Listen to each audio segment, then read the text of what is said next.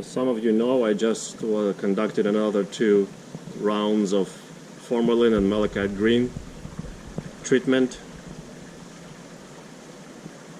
When I did it the last time, I killed 2 of the recovering gulper catfish in this tank, and only the healthy one, even though it got sick.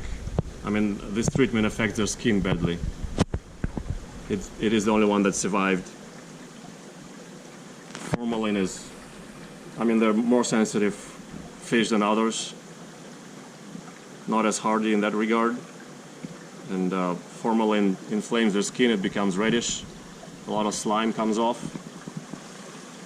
And the reason this guy is out in the daylight right now in the past 2 days is because of the treatment again. It irritates their skin, but just slightly in this case, because I only used half a dose instead of full dose. You see that milkiness and unevenness and little hairs and strings. That's the excess mucus, but not nearly as bad as was last time when I gave him a full dose. That killed his 2 kin. His name is Triple G, by the way. We had this gulper catfish for since 2016, I want to say, and today is 2023, so that makes it. And we got him at about 5 or 6 inches, so he must have been a year or 2 old already, probably 2. So 2 plus 7, he's about 9 years old now. About a foot long. When I turn the light on, he sometimes, even in his current condition, he goes hiding in the, I think it's a she actually, she goes hiding in the structure. But anyhow, this is a system of 2 tanks, the jerk tank 240 and the gulper tank, where there's only 1 fish, now has been for a while, 1 gulper. And then the sump is runs all the way from here to there.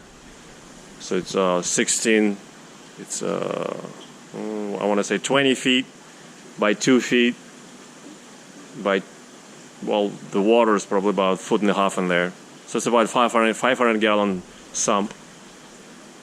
All in all, the system is about 750 gallons or maybe 1,000 gallons. So I calculate my dose based on that. And the last time I gave him 80 milliliters of microblift broad spectrum disease treatment. This time around I gave him only 40, twice, about 5 days apart. I'm just reporting that this the Triple G is surviving okay, and hopefully he will remain unaffected. She already ate after the first dose. It's after the second dose that she started to come out and swim out in the open in the daylight, which is a sure sign.